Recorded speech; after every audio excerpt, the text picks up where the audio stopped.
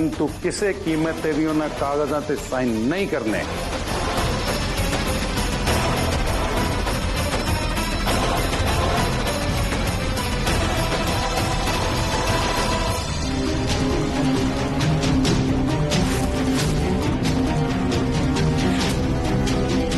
एक ही ड्रामेबाजी है नैन, तू अंगूठा क्यों नहीं लाया?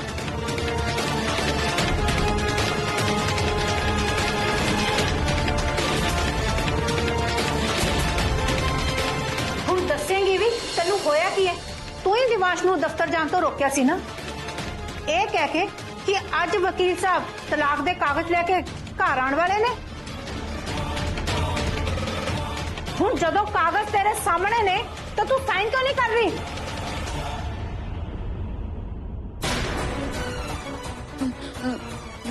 नहीं नहीं वड्डी मालकिन, दरअसल मैनू समझ नहीं आ रहा सी कि ना कागजां दे उपर की लिखिया ते नाले सियाणे कहंदे ने कोई भी कागजात होण उन्हां नूं पढ़े बिना कदे साइन नहीं करीदे। मैं बस यही सोच के थोड़ा परेशान हो रही सी।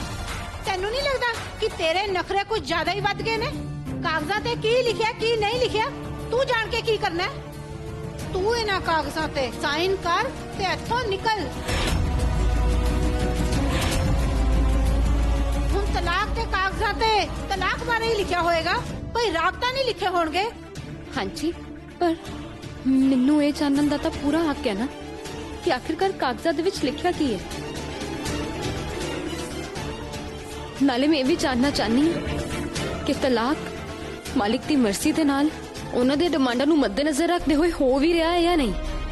क्यों मालिक? मम्मा मैं तुहानू क्या सी ना है इन्नी आसानी ना मेरा पीछा नहीं छड्डण वाली। मैं तां ही तुहानू मना कर रहा सी इन्नू इत्थे ना रखो। मैं इस कुड़ी दी नीयत चंगी तरह जानदा। ए पता की कर रही है? ए सानू सारियां नू इत्थे इकट्ठा करके साडा टाइम खराब कर रही है। देवांश जी, मैं तो जो भी कर रही हूं या कह रही हूं ना सिर्फ थोड़े भले लिए कह रही हूं, क्योंकि मैं नहीं चाहती कि तलाक होने के बाद भी थोड़े मन दे विच कोई सवाल या गल बाकी रह जाए। तू बस साइन कर। दिवांश की सोच रहा है ओदे लिए मैं बैठी हां। वकील साहब, इन्हां कागजां दे उपर जो कुछ भी लिखिया है तुसीं मैनूं साफ साफ पढ़ के सुनाओ, क्योंकि कागज अंग्रेजी दे विच लिखे हुए ने ते मैनूं अंग्रेजी आउंदी नहीं। मैं चाहनी हां तुसीं जे इन्हां नूं पंजाबी दे विच पढ़ दोगे तो मेरे लिए होर भी आसान हो जाएगा। देख नैन, ये ड्रामा करके अगर तू साडा टाइम खराब करनी है ना तो मैनूं हुणे दस दे। तेरियां गल्लां सुन के मैनूं इस तरह लग रहा है कि तू अपना इरादा तो नहीं बदल दिता। देख, तू गीता ते हाथ रख के कसम खाधी सी कि तू दिवाश नू आराम नाल डिवोर्स दे देंगी, कोई ना नुक्कर नहीं करेंगी। वड्डे मालकिन, मैनूं इन्ना पता है कि उस दिन मैं गीता दे उपर हाथ रख के कसम खाधी सी, पर मैं तो उदों नाल ही बेहोश हो गई सी। मैनू तो यह भी नहीं याद कि मैं कसम खादी भी है या नहीं। मैं कागजात ते साइन करन तो कित्थे मना कर रही हूं? मैं तो बस यही पूछना चाह रही हूं कि इन्हां च आखिर लिखिया की है। देख नैन, हुण तू मेरे नाल ज्यादा होशियारी करन दी कोशिश ना कर। मैं तेनू चंगी तरह जानती हां, तू एक नंबर दी ठग है। तेरियां इन्हां चालां दा मेरे ते कोई असर नहीं होने वाला, इसलिए चुपचाप साइन कर दे। मैं दस्तखत करन तो मना भी कित्थे कर रही हूं? मैं तो मालकिन सिर्फ इन्ना कह रही हूं कि ना कागजां दे ऊपर जो कुछ लिखिया है ना मैनू बस एक बार वो पता लग जाए, क्योंकि ये जानना मेरा कानूनी हक है। ते कानून ही कहंदा है कि कागजां दे ऊपर साइन करन तो पहले उन्होंने पढ़िया जाए, उन्होंने समझा जाए। मैं तो बस अपने हक की गल कर रही हूं। क्यों वकील साहब, मैं कुछ गलत तो नहीं किया ना? रीटा जी, नैन बिल्कुल ठीक कह रही है। इन्हां कागजात विच की लिखिया है इनू जानन दा पूरा हक है।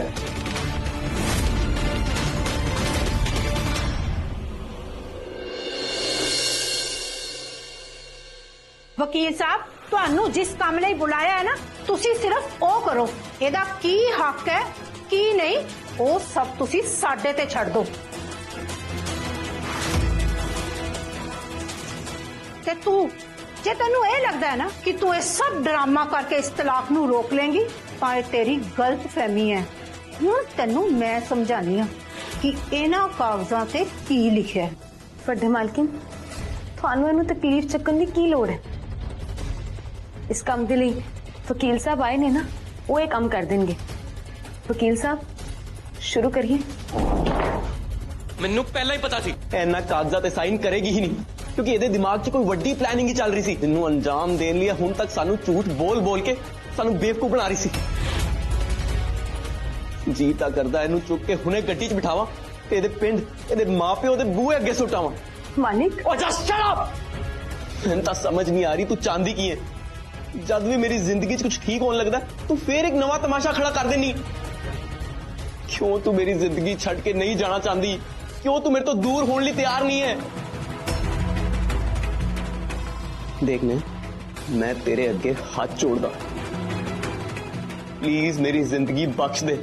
ਇਹਨਾਂ ਕਾਗਜ਼ਾਂ ਤੇ ਸਾਈਨ ਕਰ ਤੇ ਮੈਨੂੰ ਆਪਣੇ ਆਪ ਤੋਂ ਤੇ ਇਸ ਰਿਸ਼ਤੇ ਤੋਂ ਛੁਟਕਾਰਾ ਦੇ ਦੇ। ਦਮ ਘੁੱਟਦਾ ਹੁਣ ਮੇਰਾ। ਆਪਣੇ ਹੀ ਘਰ 'ਚ ਮੈਨੂੰ ਮਰ ਮਰ ਕੇ ਜੀਣਾ ਪੈਂਦਾ ਸਿਰਫ ਤੇਰੇ ਕਰਕੇ। ਤੁਸੀਂ ਤਾਂ ਮੈਨੂੰ ਪੜ੍ਹ ਕੇ ਸੁਣਾ ਹੀ ਸਕਦੇ ਹੋ ਨਾ ਕਿ ਇੱਕ ਕਾਗਜ਼ਾਂ 'ਚ ਕੀ ਲਿਖਿਆ। ਤੁਸੀਂ ਤਾਂ ਬਹੁਤ ਪੜ੍ਹੇ ਲਿਖੇ ਹੋ ਕਿ ਤੁਸੀਂ ਇਸ ਅਨਪੜ੍ਹ ਗਵਾਰ ਦੀ ਇੰਨੀ ਮਦਦ ਨਹੀਂ ਕਰ ਸਕਦੇ। ਮੈਨੂੰ ਤਾਂ ਇਹ ਸਮਝ ਨਹੀਂ ਆ ਰਿਹਾ ਕਿ ਮੈਂ ਤੇਰਾ ਮਾਲਿਕ ਆ ਜਾਂ ਤੂੰ ਮੇਰੀ ਮਾਲਕਨ ਹੈ।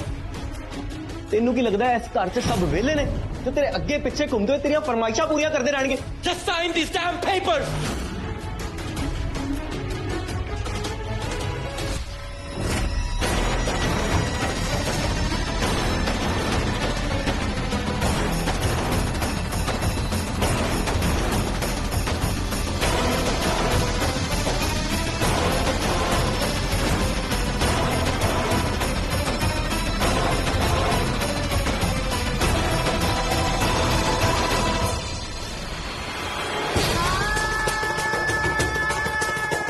ਚਲੋ ਦਿਵਾਂਸ਼ ਦੀ ਡਾਂਟ ਦਾ ਕੁਝ ਤਾਂ ਅਸਰ ਹੋਇਆ।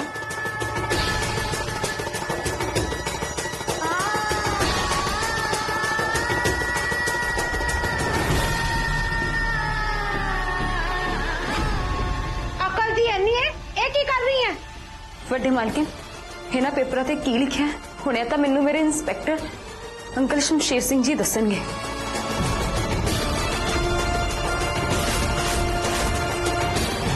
ਉਹੀ ਮੈਨੂੰ ਸਾਫ਼ ਤੇ ਸਪਸ਼ਟ ਲਫ਼ਜ਼ਾਂ 'ਚ ਦੱਸਣਗੇ ਕਿ ਆਖਿਰ ਇਹਨਾਂ ਪੇਪਰਾਂ ਦੇ ਵਿੱਚ ਲਿਖਿਆ ਕੀ ਹੋਇਆ ਹੈ। ਕਿਉਂਕਿ ਤੁਹਾਨੂੰ ਮੈਂ ਦੁਬਾਰਾ ਕਹਿ ਕੇ ਤਕਲੀਫ ਨਹੀਂ ਦੇਣਾ ਚਾਹੁੰਦੀ।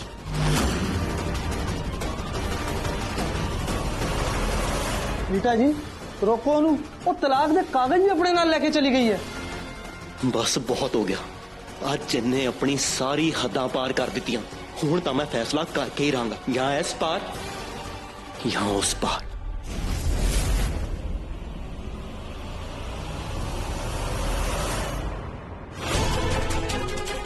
नयन नयन रुक जा नयन।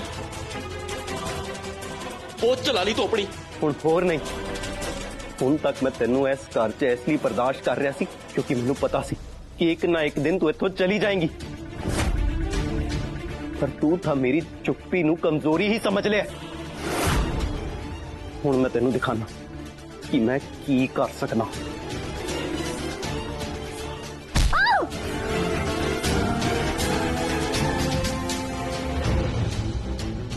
ਹੁਣ ਤੈਨੂੰ ਉਹੀ ਬੋਲਣਾ ਪਏਗਾ ਜੋ ਮੈਂ ਤੇਰੇ ਤੋਂ ਬੁਲਵਾਉਣਾ ਚਾਹੁੰਦਾ।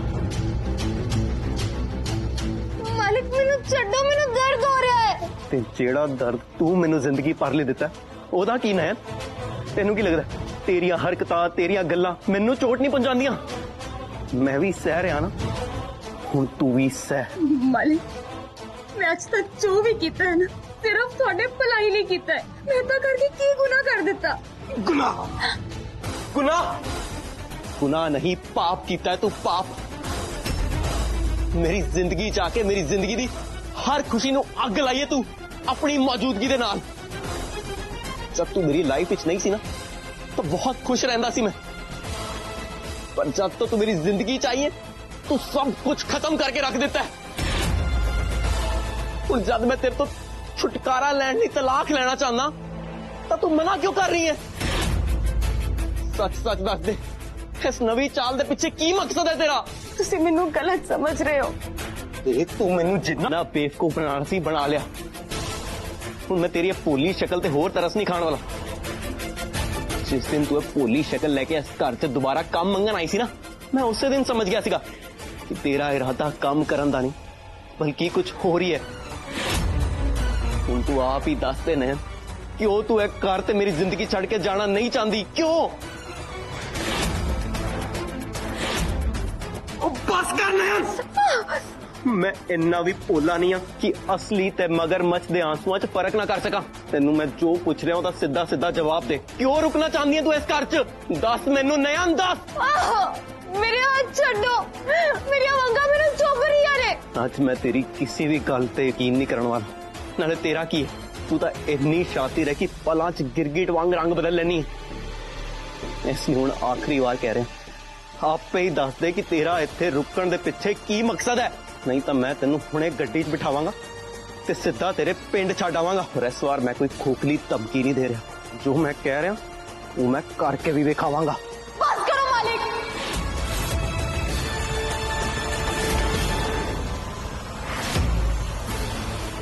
ਬਹੁਤ ਇਲਜ਼ਾਮ ਲਗਾ ਲਏ ਤੁਸੀਂ। ਕੀ ਮਕਸਦ ਹੋ ਸਕਦਾ ਹੈ ਮੇਰਾ? ਮਿਲਿਆ ਕੀ ਹੈ ਮੈਨੂੰ ਇਸ ਘਰ ਦੇ ਵਿੱਚ ਆ ਕੇ? ਨਾ ਪਿਆਰ, ਨਾ 2% ਦੀ ਇੱਜ਼ਤ। ਜੇ ਮੈਂ ਇੰਨੀ ਸ਼ਾਤਰ ਹੁੰਦੀ ਨਾ ਤਾਂ ਜਦੋਂ ਮੇਰੀ ਪਹਿਲੀ ਵਾਰ ਬੇਇੱਜ਼ਤੀ ਹੋਈ ਸੀ ਨਾ, ਉਸੇ ਟਾਈਮ ਮੈਂ ਘਰ ਛੱਡ ਕੇ ਚਲੇ ਜਾਂਦੀ।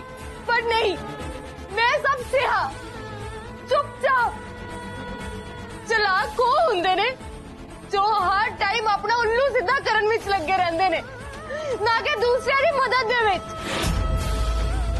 ਮੈਂ ਕਦੇ ਆਪਣੇ ਬਾਰੇ ਨਹੀਂ ਸੋਚਿਆ, ਹਮੇਸ਼ਾ ਦੂਸਰਿਆਂ ਦੇ ਲਈ ਜੀਆ ਮੈਂ।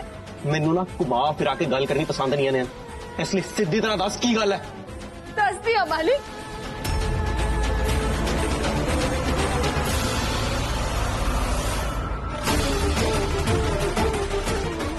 हे मां नैना देवी, मैनू माफ करियो, पर आज मैनू ये सच मालिक नू दसना ही पएगा।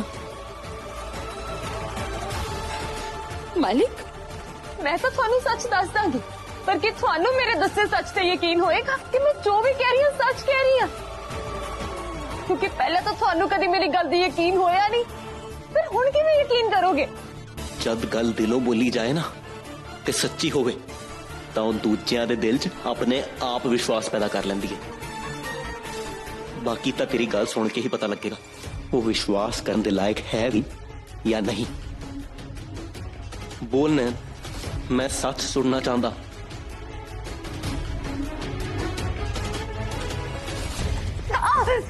ਦੱਸ ਮੈਨੂੰ ਕੀ ਹੈ ਸੱਚਾਈ? मैं इस घर दे विच कोई पैसिਆਂ ਦੇ ਲਾਲਚ ਜਾਂ ਨੌਕਰਾਨੀ ਬਣਨ ਦੇ ਲਈ ਨਹੀਂ ਆਈ। ਉਹ ਤਾਂ ਮੈਨੂੰ ਲੱਗ ਹੀ ਰਿਹਾ ਸੀ। ਹੁਣ ਫਿਰ ਦੱਸ ਵੀ ਦੇ, ਤੂੰ ਦੁਬਾਰਾ ਇੱਥੇ ਕੀ ਕਰਨ ਆਈ ਹੈ? ਤੁਹਾਡੀ ਰੱਖਿਆ ਕਰਨ ਦੇ ਲਈ। ਓਏ ਬਕਵਾਸ! ਮੈਂ ਤਾਂ ਤੁਹਾਨੂੰ ਕਿਹਾ ਹੀ ਸੀ ਨਾ ਕਿ ਮੈਂ ਜੋ ਵੀ ਕਵਾਂਗੀ ਨਾ ਤੁਹਾਨੂੰ ਸੱਚ ਤਾਂ ਉਹ ਲੱਗਣਾ ਨਹੀਂ, ਪਰ ਮੈਂ ਦੱਸ ਕੇ ਆਪਣਾ ਫਰਜ਼ ਨਿਭਾ ਚੁੱਕੀ ਹਾਂ। ਇਸ ਲਈ ਤੁਹਾਡੀ ਰੱਖਿਆ ਦੇ ਲਈ ਮੈਨੂੰ ਕਿੰਨੇ ਵੀ ਤਸੀਹੇ ਕਿਉਂ ਨਾ ਸਹਿਣੇ ਪੈਣ, ਕਿੰਨਾ ਜ਼ਲੀਲ ਕਿਉਂ ਨਾ ਹੋਣਾ ਪਏ, ਮੈਂ ਸਭ ਬਰਦਾਸ਼ਤ ਕਰ ਲਾਂਗੀ। ਪਰ ਮੈਂ ਤੁਹਾਡੀ ਰੱਖਿਆ ਕਰਨ ਤੋਂ ਪਿੱਛੇ ਨਹੀਂ ਹਟਾਂਗੀ। ਮੈਂ ਆਪਣਾ ਫਰਜ਼ ਨਿਭਾ ਕੇ ਰਵਾਂਗੀ। ਉਹਦੇ ਲਈ ਚਾਹੇ ਤੁਸੀਂ ਮੈਨੂੰ ਜਿੰਨਾ ਮਰਜ਼ੀ ਜਲੀਲ ਕਰ ਲਓ, ਤੇ ਜੇ ਫਰਜ਼ ਮੈਂ ਤੁਹਾਡੀ ਪਤਨੀ ਬਣ ਕੇ ਨਾ ਨਿਭਾ ਸਕੀ ਨਾ ਤਾਂ ਤੁਹਾਡੀ ਨੌਕਰਾਨੀ ਬਣ ਕੇ ਨਿਭਾਵਾਂਗੀ। ਪਰ ਮੈਂ ਤੁਹਾਨੂੰ ਇੱਕ ਗੱਲ ਦੱਸ ਦਿੰਨੀ ਆ, ਤੁਹਾਡੀ ਰੱਖਿਆ ਕਵਚ ਮੈਂ ਹੀ ਆ। ਤੁਸੀਂ ਮੰਨੋ ਜਾਂ ਨਾ ਮੰਨੋ।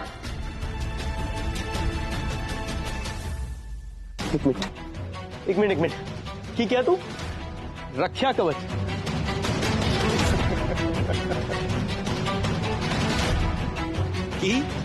ਕੀ ਕਿਹਾ ਤੂੰ ਮੇਰੀ ਰੱਖਿਆ ਕਵਚ ਹੈ? ਤੁਸੀਂ ਜਿੰਨਾ ਮਰਜ਼ੀ ਹੱਸ ਲਓ, ਮੇਰਾ ਜਿੰਨਾ ਮਜ਼ਾਕ ਉਡਾਣਾ ਹੈ ਨਾ ਉਡਾ ਲਓ, ਪਰ ਸੱਚ ਇਹੀ ਹੈ ਕਿ ਬਦਲਣ ਵਾਲਾ ਨਹੀਂ ਹੈ। ਤੁਹਾਡੇ ਤੱਕ ਪਹੁੰਚਣ ਵਾਲੇ ਹਰ ਇੱਕ ਸੰਕਟ ਨੂੰ पहला मेरा मुकाबला करना पएगा। ਤੁਹਾਡੇ ਤੇ ਵਾਰ ਕਰਨ ਵਾਲੇ ਦੁਸ਼ਮਣ ਨੂੰ ਪਹਿਲਾ ਵਾਰ ਮੇਰੇ ਤੇ ਕਰਨਾ ਪਏਗਾ। ਤੁਸੀਂ ਤਾਂ ਇੰਨੇ ਪੜ੍ਹੇ ਲਿਖੇ ਹੋ ਨਾ, ਬਹੁਤ ਸਮਝਦਾਰ ਹੋ। ਤੁਸੀਂ ਆਪ ਹੀ ਕਿਉਂ ਨਹੀਂ ਸੋਚਦੇ ਇੰਨੇ ਵੱਡੇ ਘਰ ਦੀ ਨੂੰਹ ਬਣ ਕੇ ਮੈਂ ਨੌਕਰਾਨੀ ਬਣ ਕੇ ਕਿਉਂ ਰਵਾਂਗੀ? ਸੋਚੋ, ਮਕਸਦ ਪੁੱਛ ਰਹੇ ਸੀ ਨਾ ਤੁਸੀਂ ਮੈਨੂੰ, ਤਾਂ ਸੁਣੋ। ਹੁਣ ਮੇਰੀ ਜ਼ਿੰਦਗੀ ਦਾ ਬਸ ਇੱਕ ਹੀ ਮਕਸਦ ਹੈ, ਉਹ ਹੈ ਤੁਹਾਡੇ ਕੋਲ ਰਹਿ ਕੇ ਤੁਹਾਡੀ ਰੱਖਿਆ ਕਰਨਾ, ਤੁਹਾਡੀ ਪਰਛਾਈ ਬਣ ਕੇ ਤੁਹਾਡੇ ਨਾਲ ਰਹਿਣਾ।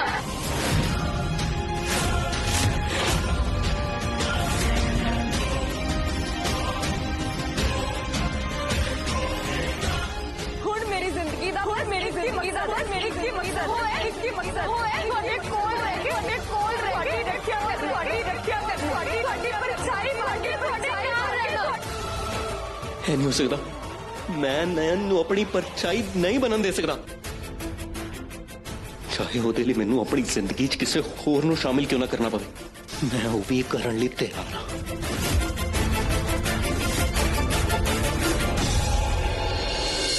ਇਸ ਕੱਲ ਦੀ ਆਈ ਕੁੜੀ ਦੀ ਇੰਨੀ ਜ਼ਰੂਰਤ ਕਿ ਮੈਨੂੰ ਪੁਲਿਸ ਦੀ ਧਮਕੀ ਦੇ ਕੇ ਚਲੀ ਗਈ। ਰੀਟਾ ਖੁਰਾਨਾ ਨੂੰ ਇਹਦੀ ਇੰਨੀ ਮਜਾਲ। ਮਜ਼ਾਲ ਦਾ ਤਾਂ ਪਤਾ ਨਹੀਂ, ਪਰ ਉਸ ਕੁੜੀ ਕੋਲ ਤਲਾਕ ਦੇ ਕਾਗਜ਼ ਨੇ। ਹੁਣ ਤੁਸੀਂ ਮੈਨੂੰ ਦੱਸੋ ਮੈਂ ਕੀ ਕਰਾਂ? ਮੈਂ ਰੁਕਾਂ ਜਾਂ ਜਾਵਾਂ? ਨਹੀਂ, ਤੁਸੀਂ ਥੋੜਾ ਇੰਤਜ਼ਾਰ ਕਰੋ।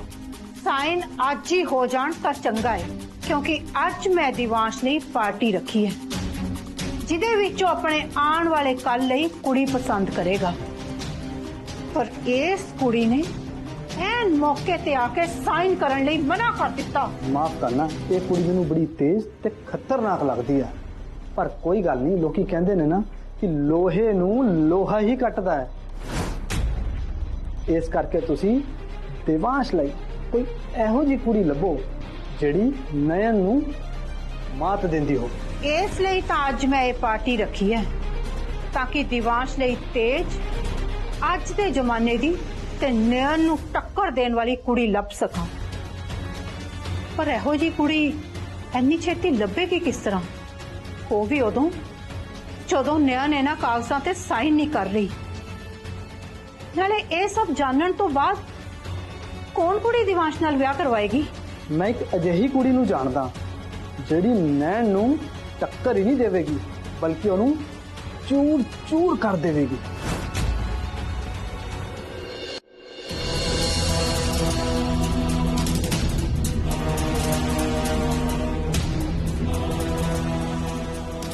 चलो यार, चलो करो पैक इनू।